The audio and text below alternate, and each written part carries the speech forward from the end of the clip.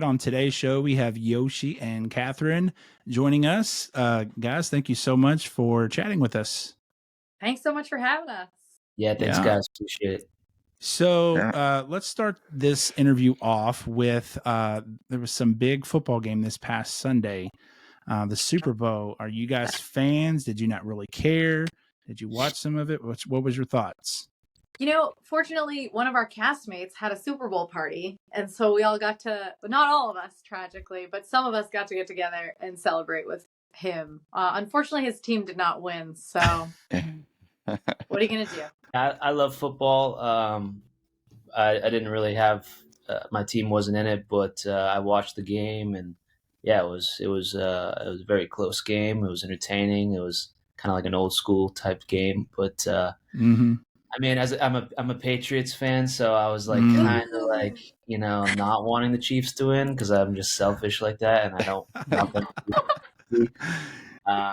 But it's one of those things where like right when overtime started, you're like, no matter how this goes down, like they're gonna win somehow because they got that thing in them that the Pats had, that Brady had, where Mahomes can't lose in overtime. You think this will be a dynasty now, or? Yeah, I mean, I'm not like I don't really know like what determines that lingo, but I would say 3 Super Bowls to me, that's a dynasty, right? Yeah. Unfortunately, my team. Go ahead. No, I just didn't know that you were a Pats fan, Yoshi. I feel like obviously you are because we're both from the Northeast, but it's like I always make this joke that Tom Brady is stalking me because my family moved to Florida like 7-8 years ago, and so now I'm a Bucs fan. But I used to be a hardcore Pats fan. Belichick, Brady, those were my guys. Yeah. Well, yeah, Mahomes is going to have to leave the Chiefs towards the end of his career and win it with another team, and then that's tough to do. My team chokes every year. I like the Ravens just because I like Lamar Jackson, and they never make it. So they get so close and then just choke. This was the year for you guys. Yeah. I was rooting for Lamar too this time. Yeah. We're from Louisville, Kentucky, so he played college there, so it's a close to home. Yeah, he came from hometown and then went. If it wasn't for that, I would care less about the Ravens, but Yep, gotta represent. I get it. College football big around where you guys live? Yes. So we don't have like a NFL team or NBA team. So it's all college sports. It is. How greedy is California? I mean, I always say, like, why do the Chargers have to come up to like if you're an LA person, right? You're from here, and you like, who's gonna start rooting for the Chargers? You just give up on. I don't know how that works. And then like there's areas like around where you guys live that don't have a team, and you got to root for like college players. Like, surely we can figure this out, but of course, money rules everything. So that's right. I mean, Indianapolis is pretty close. So in Kentucky, there's a lot of Colts fans, Bengals fans, and not many Titans fans, but mainly Colts and the Bengals. So, yeah. But anyways, enough about football. What kind of refreshing? Actually. No, he was saying the same thing over and over again in all these interviews. No. So your new movie is releasing in theaters March 11th, 12th, and 14th. 47 Days with Jesus. Tell us a little bit about it. Yeah, so our film is a quirky little family-friendly film that basically does something unique insofar as that it has like an outer story and an inner story. And the outer story is this little family drama about this family. I play the husband, Catherine plays the wife, and my character is sort of struggling with the balancing of work life, family life, and maybe is putting a bit too much emphasis on the work, and therefore the family around him is sort of starting to feel the impact of that. And then the inner story is this is my father in the film is trying to educate my children in the film about the Easter story and Jesus's last 47 days on earth. And we tell that story through this sort of magic school bus style, like going into the Bible, and the Bible kind of comes to life, but through music and dance. And so it's a good opportunity for families around Easter to go be reminded about the Easter story. But, the kids are going to have this gentle opportunity to learn the story while the parents might get a fresh reminder on what's really important. Yeah. Well, I love that you said the Magic School Bus version. That is a very great. That one's always in my pocket if I can't think of what else to say. Oh, That is a what was her very name? great one. Frizzy? Dr. Yeah, Miss Frizzle. Miss Frizzle, that's right. Yeah. That's so good. That needs to be a live action movie. Just saying. Oh, nice. Yes. Yeah. So, go yeah. ahead, Catherine. No, I just love that aspect of it, that it is like a beautiful story that you get to jump into that's totally tonally different from the rest of the film. It's pretty fun. Yeah, it's cool to see a different aspect, because usually it's all about, any story about East, like the like all that stuff. It's the same. Everybody knows the story. Right. I can't say everybody, but it is the story that everybody always hears and always watches, and so this is a great thing of having that different perspective and a totally different storyline on the same story that we've heard all our lives. Yes, absolutely. It's a fun new twist, and it's family friendly, because this is obviously heavy stuff in some cases. Sure. Depending on who's telling the story. You're not doing like the Passion of the Christ scenes and stuff like that. Don't worry, the kids are welcome at the theater, y'all. Yeah. Well, we have Jesus on the cross, but he's singing, so it's like yes. Yeah. Yes. Yeah. So speaking of singing, this is a music podcast. Tell us about the music in the film.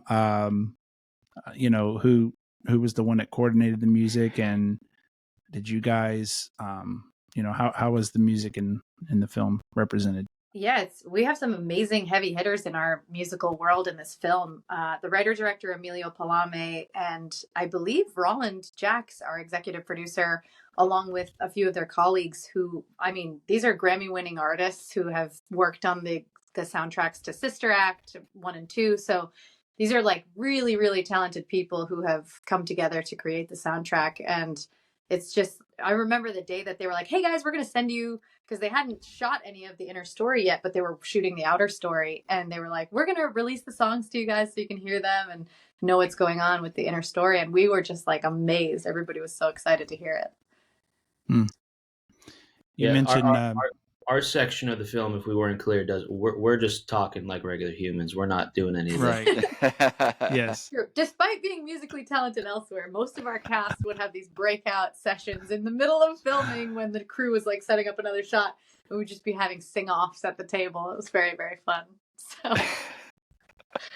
you'd mentioned Sister Act 1 and 2. Did you guys break out Joyful ever? We've seen the movie, obviously you didn't, but that would have been cool to. Not when I was on set, but they shot the inner story in Texas, so it could have been some epic days out in Texas that I don't know. So how did y'all get involved with the film, and what, I guess when y'all read the script, what really drew y'all to your characters? As far as I go, I got a call from Kristen, one of our executive producers, and David, one of our directors, and the team, and they just sort of pitched me on the idea, and they had seen my work in The Chosen and thought that I'd be right for the part.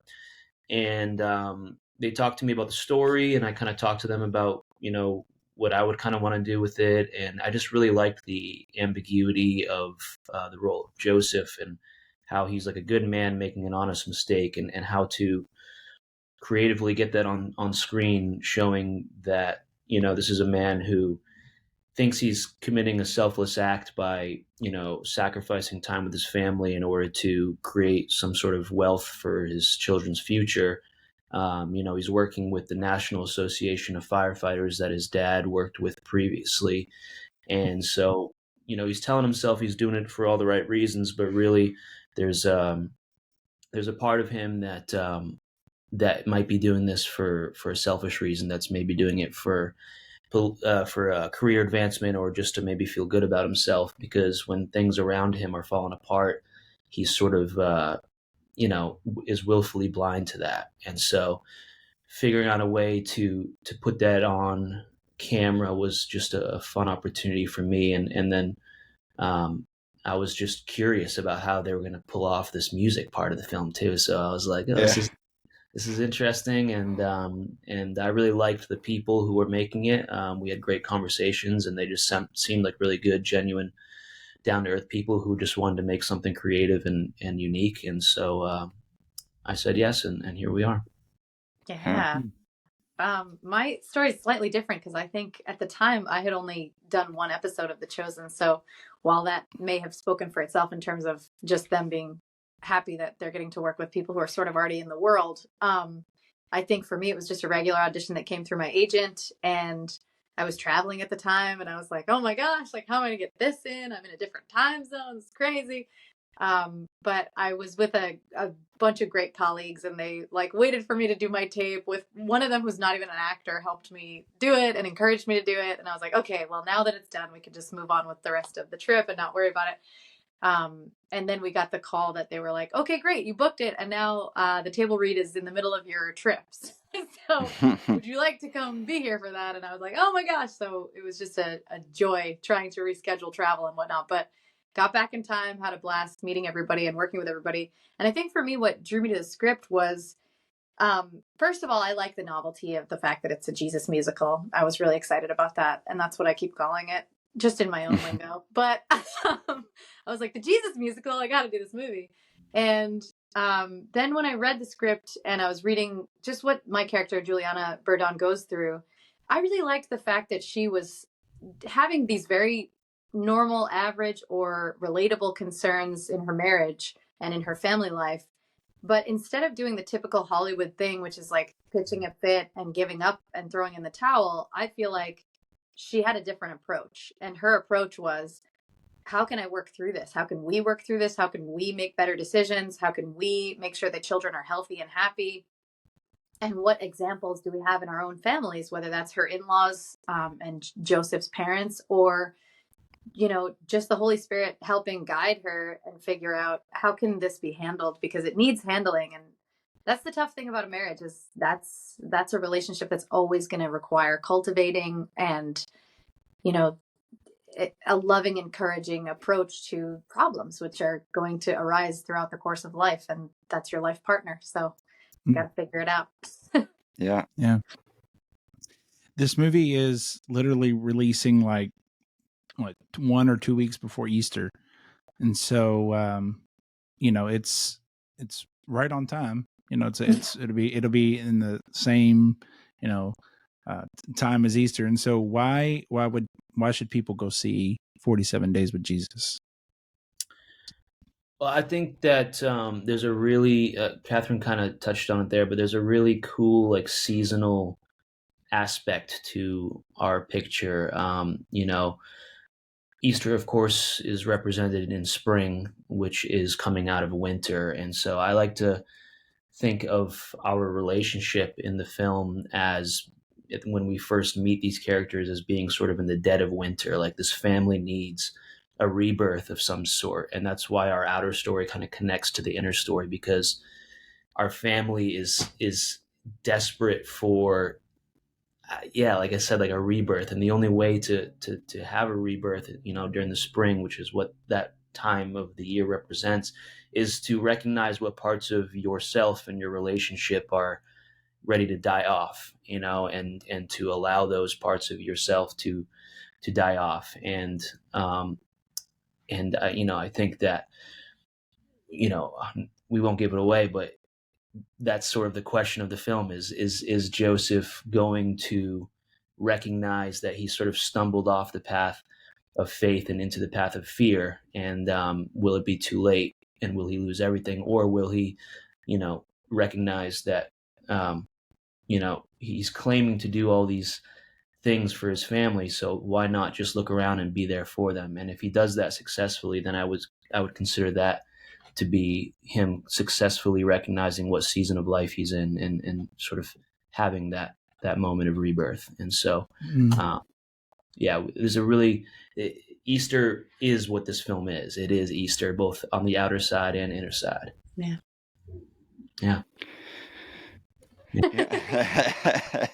So beautifully said. None of us, we're all stumped. We're like, now what? No, I agree. And I think it's, it's a beautiful story of forgiveness. I think, as you were saying earlier, Chris, everyone's heard the gospel. Everyone knows the gospel, or many, many people in the world do. And I just think it's a really well done film to kind of remind us of the meaning of the holiday. I think in our day-to-day lives, we sort of just celebrate holidays just because they're there. And I think it's important to remember the history behind them and why we celebrate them and what they should mean on a, it's literally, if you break down the word, it's holy day. So why is this day holy and what's so important about this day? And I think the film does a really beautiful job breaking that down for everybody. Yeah. When you have like a small break on the set, what do you guys get to do? What do you like to spend time doing on the movie sets, on the chosen sets and things like that? Oh man.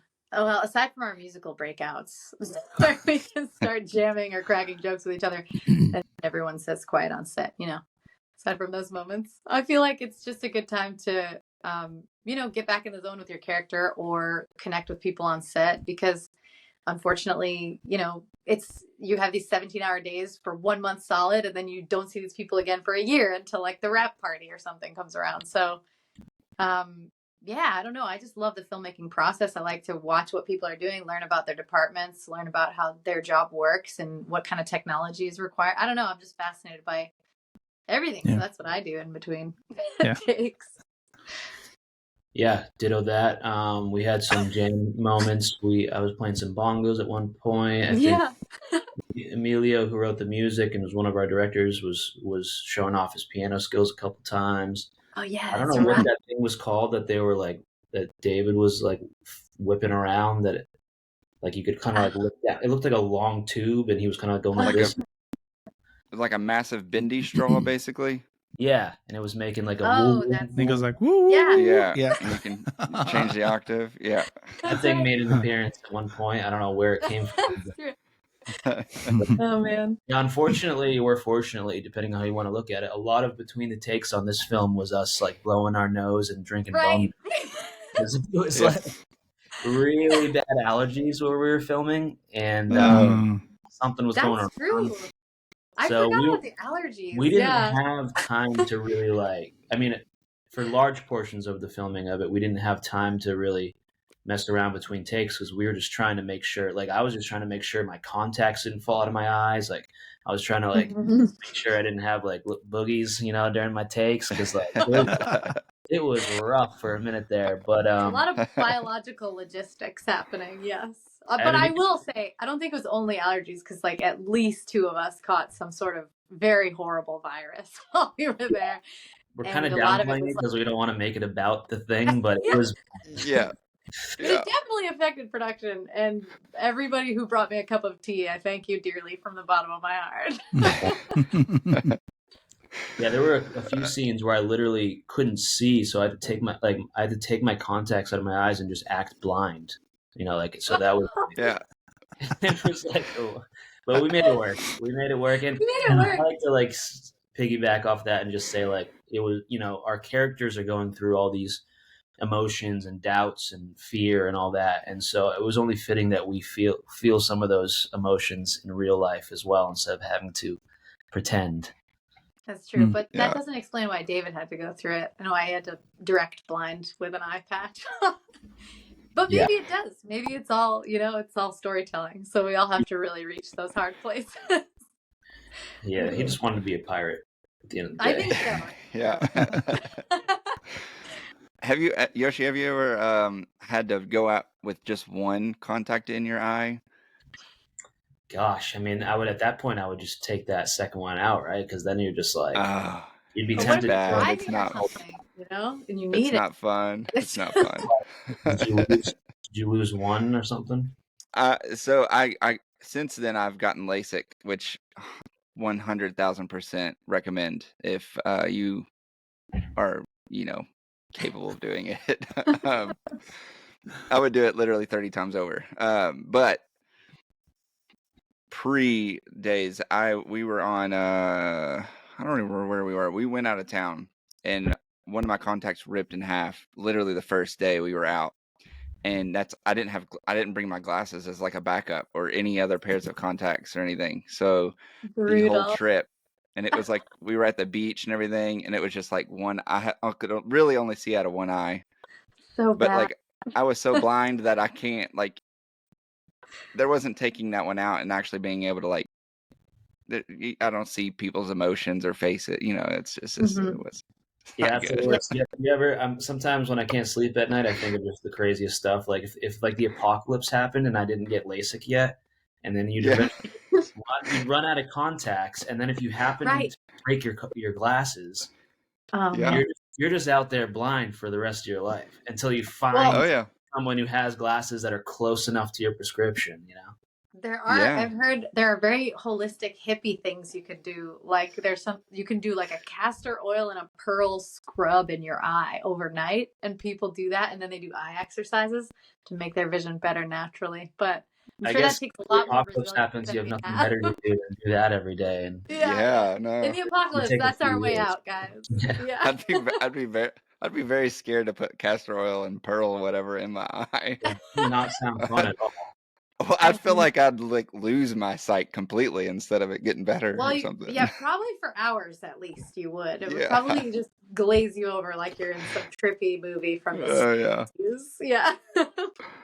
You were in that other Jesus musical, the Jesus Christ Superstar one. Yeah. Just training for all our roles. Yeah. It's just a rebirth of the eyes. You got to lose your sight completely. See? The death of the eye in winter and the rebirth in spring.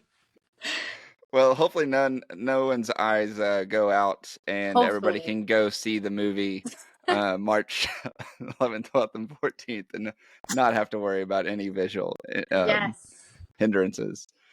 So moving forward, we like to do this with our first time guests. It is our favorite things segment, and we are going to name a category, and it can get tricky with two people. So what we'll do is, it doesn't matter. We'll just wing it. So we'll name a category. Y'all can both answer. I was gonna say like someone answer first all the time, but sometimes you have to think about an answer, so that might not work. Oh yeah. But just the first thing that comes to the top of your mind, on your favorite thing in that category. Okay. So we'll start it out pretty easy with your favorite food. Curry chicken. Pizza. Pizza. Pepperoni pizza. Wow. Yeah. Depends, sometimes there's potatoes. Yeah, my normal answer is like anything my grandma makes, but she just makes everything, including curry chicken. So that's just the first thing. I said it. Yeah. Yeah. Oh, we'll go on to the next. Okay. What is your favorite movie? No, that's too hard. You can't do that to me. I have like 5 or 10 probably. 47 Days with Jesus. Yeah, that's number 1, of course. Yeah. It's always a musical. Actually, my top 3 are like classic musicals. The first one is, I don't know if I could say first or second or third, but I'll just say My Fair Lady, Sound of Music. Oh gosh, what's the other one that I love? I don't know. I'll think about it. I guess you don't love it as much as those two. I know. I'm like, I guess I'm not. Oh, any of the Indian. I grew up watching Bollywood movies, so my favorite one is probably Dilwale Dulhania Le Jayenge. I always say it wrong. But then there's like all these other epic ones. I have a favorite actress. I'll get into this later, you guys. We gotta let Yoshi go. This is too much of a conversation. Like a whole other hour segment I'm gonna have about Bollywood. I have more like a Mount Rushmore, but I would say my favorite like modern film is The Master by PTA. For me that's like perfect filmmaking, perfect acting, like everything is it's like a perfect soup of just like excellency. Yeah. All right. Bollywood. What was that movie? Was Slumdog Millionaire? Oh yeah. Is that I don't think that's like I can't remember actually if they have like musical numbers. But when I say Bollywood, I mean like, the classics are like Kajol, Shah Rukh Khan. These guys like just take over the screen. They have the most epic chemistry. It's wild. Isn't know if it's considered Bollywood, but isn't Dev Patel like directing and starring in his own piece that is kind of influenced by Bollywood? He is directing right now, and I just saw a poster for it. I forget what it's called. It's like all Monkey black Man, and red. I think it's called. Yeah. But I don't know anything about it. It doesn't Oh, look like a yeah. musical. It looks like a horror movie. But maybe Yes. I think it's just straight action, but Okay. I thought it was It like looks kind of scary. Bollywood. The poster. I was like, wow, this is gonna take some bravery to go watch this. Yeah, I think I actually saw that trailer. I think during the Super Bowl, actually. Oh, for okay, that. cool. All right. So, favorite show to binge? Ooh, Or Downton like now.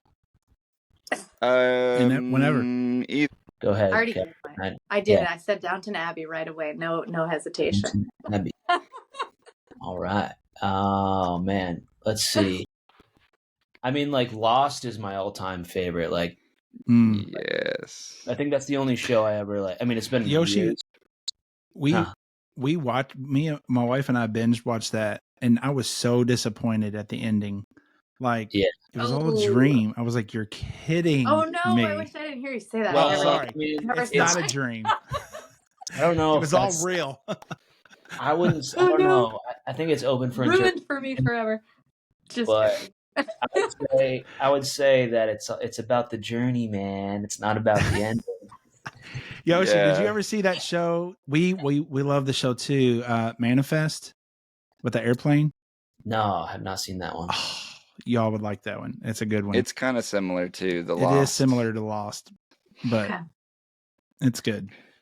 I've So, been love on the spectrum lately. Oh yes. I'm totally. Wait, hold on. What's his name? Team Abby and John. Is it John? Oh yeah. Can Yes. you feel Yeah. the night? It's so I mean, good. all those kids are they're like, if you want to like look at like what an angel is, like it's like those kids. I feel like they're just so Yeah. pure, and like it's just like it just puts. I mean, you could look at it. It depends on your perspective, but I just smile when I look at them. I think they're just the most genuine people on the planet. Oh yeah, and there's like no filter on their like what they're feeling or thinking.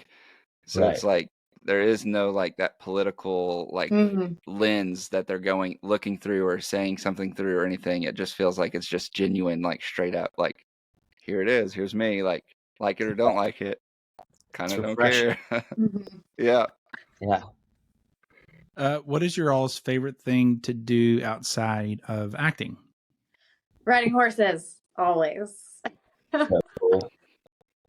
Can't top that. That's as cool as it gets. I like to play guitar. Yeah, that's okay. good. That's good. Make music. That's like, yeah, like that's. I wish I started younger, or I was some prodigy, or I was a better singer. Because like, if I wasn't doing acting, I'd probably be doing that because I love music. Yeah. It's never too late, Yosh. You can do it. You can do anything you put your mind to. I don't think so, because I've been like writing songs for the past 6 months, and it's Do you have any so music hard. out? 6 Good. months is nothing, Yoshi. You I gotta know. do it for I need more. I decades. need more time. What'd you say, Jacob? Yeah. Do you have any music out? Not really. I did a couple songs on my YouTube channel with Austin from The Chosen like a year or two Oh, ago. nice. That people can check out. But yeah, I think my plan is to, hopefully at some point get some of these like 20 songs I've been working on like to a point where they feel like they're ready to release. But yeah, eventually I'll be going that route, I think. Nice. Nice. Yeah. YouTube music. You guys can check mine out. I have a song called Benefactor out there. It's a beautiful Okay. music video. Oh, yeah, Nice. Austin's got a great voice. Thank you. Thank you.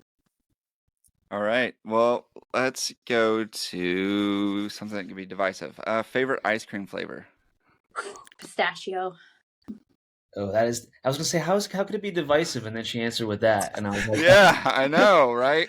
It's like pineapple on. I It's like went having in. Let's pineapple on go. pizza. You know. yeah, that's mint, pistachio, and those kind of things. Like that's. I'm missing that gene. I don't get that. Well, the best is if you put like chocolate, raspberry, and pistachio together. You know what I mean? But that would be my answer, even if you asked me about like favorite chocolates. You know, same thing. Raspberry with chocolate's good for sure. I'll Dark give you chocolate and raspberry like does not get better. pistachio. Life doesn't. Yes. I don't want to hit a pistachio. It's just like it's like a nutty thing, right? It's just a little nutty. Yeah, I like, but it's good. I like them all. You know, Just when you're pine nuts, feeling a little nutty, you want to get some pistachios. Let's go. pistachio ice cream. Yeah, all of them. And they're so healthy for you too. Starbucks right now has a pistachio latte that's actually pretty good. Oh yeah, I don't like all their syrups. They just like Mm. coat you with syrups. I'm like, that's not my vibe. Yeah. I've always been a cookie dough, vanilla cookie dough. Like, you know, I think I ate so much Not raw bad. cookie dough as a kid that it just like stuck with me. Mm. Yeah. That's a solid choice too. Yeah. My See- diet when I was a kid. You ever think about like what you ate like as when you were a kid? Like I would like come home from school and just eat raw cookie dough or like pizza rolls, bagel bites. Like it's like no wonder I have Children are so resilient. We all drank from the garden hose and we're fine. Oh, it's Well, I funny. mean, you say as a kid, but I still will open up some like the Pillsbury cookie dough that they're eat or bake. Like you can eat. Wow. It's like they like say you can eat it raw now. Wow, wow. But literally just break it off and just eat some cubes. Ain't no harm. Some joys never die, you know? Yeah. Yeah. Oh man. Do you guys have a favorite podcast? Well, obviously, we cannot say anything except Christian Music Guys podcast. Hey, you got the memo. Like, how could we say anything else? Well, that's a really good question. I don't know. Or audiobooks. A I'm- lot of people will answer depending on if they're like listen to audiobooks or podcasts. That's true. Sometimes it's different. I agree. I feel like if you like the Bible audiobook, anyone who's put in work recording the Bible auditorily so I can listen to it while I'm driving or doing whatever, like that's maybe the greatest invention of all time. So I would say that's definitely a strong vote.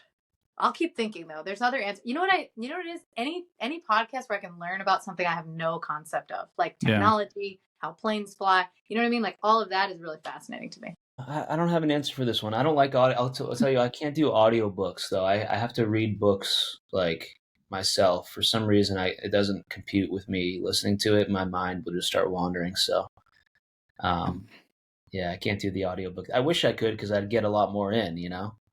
Yeah. But I'm like a slow reader. I gotta like sit down and like take my time, you know?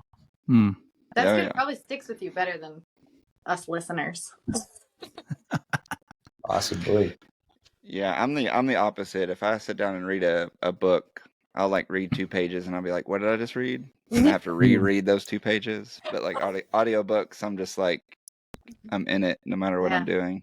That is a real thing though. You can get through an entire like 5 pages and realize that like, your mind went somewhere else while you were reading. And you read 5 pages and you don't know what happened. That's amazing to me. Yeah. Autopilot. It's wild. ADD. No. Yeah. Or that. Wild inattention. Yes. Yeah. I'm just saying anything that has Morgan Freeman reading a book, I'm in. I mean, he could be reading I was going to say the phone book, but I don't think those are a thing anymore, but I mean, he could read anything. You got to get a reading voice yourself actually. As you were saying that, I was like, you got a little Morgan Freeman in you. Well, hello. Yeah. Well, side career voice. You're listening to Christian Music Guys. There you go, Steve. You guys ever need to do an audiobook?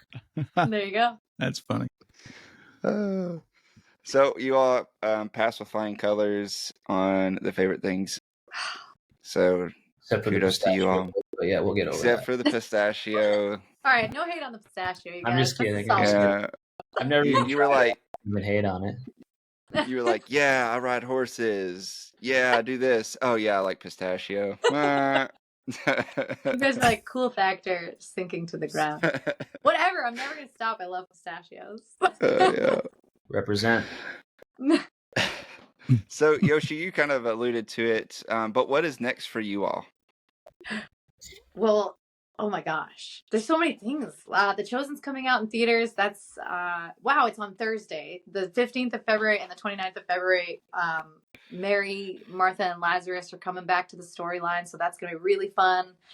And I've got a couple of films I think it's what is the 14th tomorrow. I can't even remember. Valentine's Day is featuring Yes. Shatterbelt, which is coming out. It's doing its U.S. theatrical premiere in Boston at the Somerville Theater at like 7:15 p.m. And our director's going to be there to talk about it, which will be so cool. And I have a feature film called Proof Sheet that's going to Idlewild Cinema Fest 2024 on March 7th is the screening. So very cool time. And I'm about to shoot another project on Saturday, so we'll just have to see when that one gets announced. But Yeah. all beautiful. All right, Catherine. Just trying to remember all my dates here. You know, there's a lot of things going on. Killing it. You deserve it. Thank you. Yeah, I just have all I'll really talk about right now is I'm gonna be hopefully making my directorial debut on the stage in the next 6 or so months. Me and my writing partner wrote a script, and we want to eventually make it into a film, but we're going to start with putting it on the stage. So we're going to do that. So exciting. Awesome. Yeah. Well, guys, to wrap up, we'd like to see if you'd be willing to share something that God's been doing in your all's life recently that would help build our listeners' faith. Oh, man. Which thing? You know what I mean? There's so many things.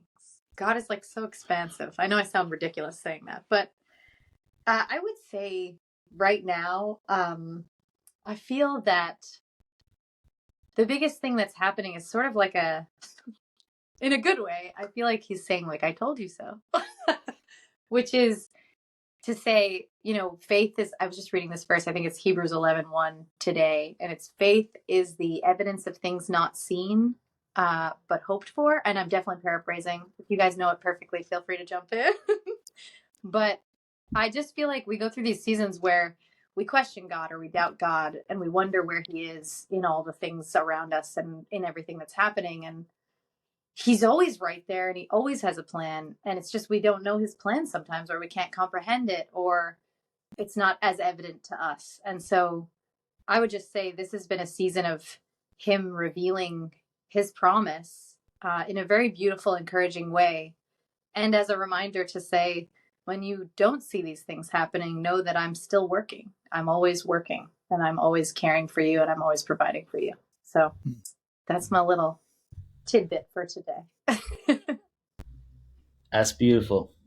I'm not sure how to answer that, but I think what's kind of coming to me is just the importance of fasting for me has been a huge part of my life, and I'm kind of gearing up to needing to do that again. And I would encourage anyone who's never tried it before to look into it and give that a try, because you know, I think for me it's like when I don't eat food and I don't take anything in, you know,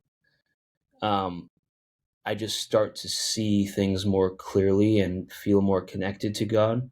And so if I have an anxiety, like lately I've been very anxious about just how tumultuous times we live in. And, you know, when I start thinking about how easily things could just get so crazy and how we're all just trying our best not to freak out about that, you know, that stuff sometimes keeps me up at night. And so, you know, anxieties like that, or like big decisions I have coming up, or if I feel like I've been, you know, too much in the world, or you know, something with personality or something like that, I think fasting for extended periods of times just kind of helps me see things more clearly, and also makes me more me.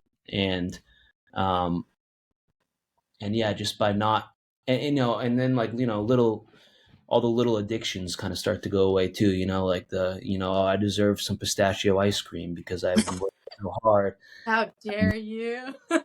Or, you know, your diet starts going off, or, you know, you start using your phone too much.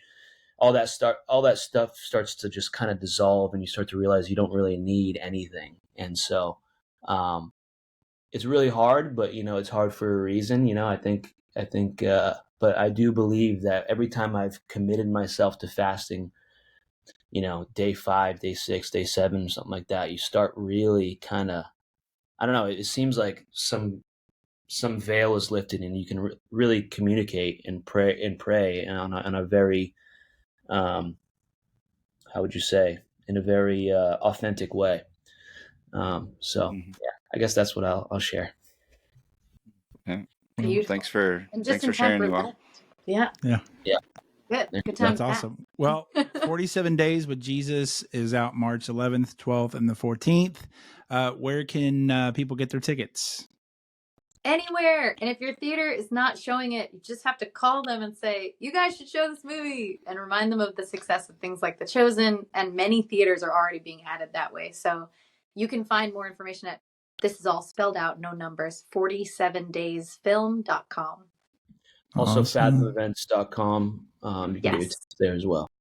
Pistachioicecream.com. Yeah, that's it. Buy that. Let's just do a weird marketing campaign now. I like that. Yeah. We'll have pistachio ice cream at all the premiere. No, I wish. That's what I'm saying. Sounds like our marketing team will let me Not strongly. a bad idea. We'll get Morgan Freeman to do a commercial for us, and Yeah. And Yeah. all of a sudden, everyone will really respect pistachio ice cream. Maybe that's the key. Gotta get Morgan involved. Yeah, Oh, if that's Morgan great. Freeman says it's good, You know then, what I mean? you know. I mean, Morgan did play God in a movie, so See? It's all Yeah, coming all together back. full circle. You know?